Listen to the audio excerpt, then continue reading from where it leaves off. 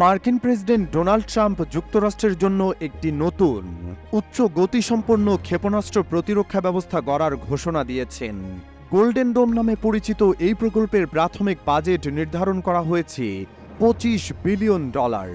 যদিও সম্পূর্ণ বাস্তবায়নের ব্যয় দাঁড়াতে পারে প্রায় $175 বিলিয়ন। হোয়াইট হাউসে দেওয়া এক ভাষণে ট্রাম্প বলেন, নির্বাচনী প্রচারে আমি আমেরিকান জনগণকে প্রতিশ্রুতি দিয়েছিলাম একটি সর্বাধুনিক প্রতিরক্ষা ব্যবস্থা গড়ে তোলার। আজ আমি আনন্দের সঙ্গে জানাচ্ছি, আমরা সেই গোল্ডেন ডোম সিস্টেমের ভিত্তি স্থাপন করে ফেলেছি।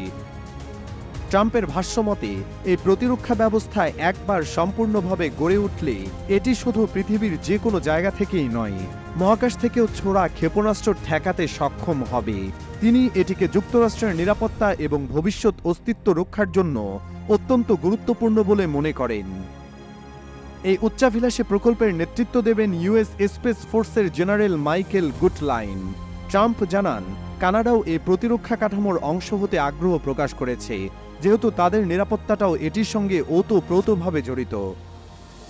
যদিও ট্রাম্প প্রকল্পটির সম্ভাব্য ব্যয় $175 বিলিয়ন বলেছেন, যুক্তরাষ্ট্রের কংগ্রেশনাল বাজেট অফিস সিবিও এর একটি প্রাথমিক বিশ্লেষণে বলা হয়েছে, কেবল কয়েকটি আন্তঃমহাদেশীয় ক্ষেপণাস্ত্র প্রতিহত করতে মহাকাশভিত্তিক সিস্টেম গড়তে খরচ হতে পারে $161 থেকে $542 বিলিয়ন মতো, যা 20 বছরের দীর্ঘমেয়াদী প্রকল্প। তবে ট্রাম্পের ঘোষিত গোল্ডেন ডোম কেবল আকাশেই সীমাবদ্ধ নয়, এটি স্থল, সমুদ্র এবং মহাকাশ জুড়ে পরবর্তী প্রজন্মের সেন্সর ও ইন্টারসেপ্টর স্থাপনের মাধ্যমে একটি সর্বাত্মক প্রতিরক্ষা নেটওয়ার্ক তৈরির পরিকল্পনা করছে। পেন্টাগনের পক্ষ থেকে প্রতিরক্ষামন্ত্রী পিট হেগসেথ বলেন, এই ব্যবস্থা যুক্তরাষ্ট্রকে ড্রোন, ক্রুজ মিসাইল, ব্যালিস্টিক ও হাইপারসনিক ক্ষেপণাস্ত্র থেকে রক্ষা করবে, চাই তা প্রচলিত হোক বা পারমাণবিক।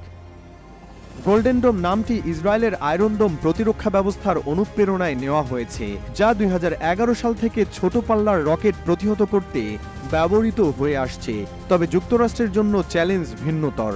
তাদের মোকাবেলা করতে হচ্ছে দীর্ঘ পাল্লার, পারমাণবিক, এমনকি মহাকাশ থেকে ছোড়া ক্ষেপণাস্ত্রের হুমকি। যুক্তরাষ্ট্রের 2022 সালের ক্ষেপণাস্ত্র প্রতিরক্ষা পর্যালোচনায় রাশিয়া ও চীনের সামরিক সক্ষমতা বৃদ্ধিকে মূল হুমকি হিসেবে চিহ্নিত করা হয়েছে। চীন দ্রুত হাইপারসনিক প্রযুক্তিতে উন্নতি করছে, অন্যদিকে রাশিয়া আন্তঃমহাদেশীয় ক্ষেপণাস্ত্রকে আরও আধুনিকায়ন করছে। একই সঙ্গে উত্তর কোরিয়া ও ইরানের ব্যালিস্টিক ক্ষেপণাস্ত্র উন্নয়নকেও যুক্তরাষ্ট্রের জন্য ঝুঁকিপূর্ণ হিসেবে বিবেচনা করা হচ্ছে।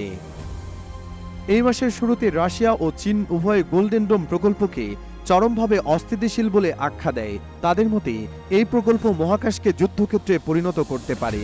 ক্রেমলিনের এক বিবৃতিতে বলা হয়, এটি স্পষ্টভাবে মহাকাশে যুদ্ধ পরিচালনার সক্ষমতা বাড়ানোর প্রচেষ্টা। সাম্প্রতিক বছরগুলোতে যুক্তরাষ্ট্র বাস্তব যুদ্ধক্ষেত্রে ক্ষেপণাস্ত্র প্রতিরোধে কার্যকর ভূমিকা রেখেছে। ইউক্রেনে রাশিয়ার ক্ষেপণাস্ত্র প্রতিহত করতে মার্কিন প্রতিরক্ষা ব্যবস্থা ব্যবহৃত হয়েছে। একইভাবে ইরান থেকে ইসরায়েলের দিকে চালানো হামলা এবং ইয়েমেনের হুথি বিদ্রোহীদের ক্ষেপণাস্ত্র, ড্রোন হামলা প্রতিহত করতেও যুক্তরাষ্ট্রের যুদ্ধজাহাজ ও বিমান সক্রিয় ছিল। বিশ্লেষকরা বলছেন, গোল্ডেন ডোম প্রকল্প প্রযুক্তিগতভাবে যতই উচ্চাভিলাষী হোক না কেন, এটি কৌশলগতভাবে বিশ্বে মহাকাশ প্রতিযোগিতা ও উত্তেজনা আরও বাড়িয়ে তুলতে পারে।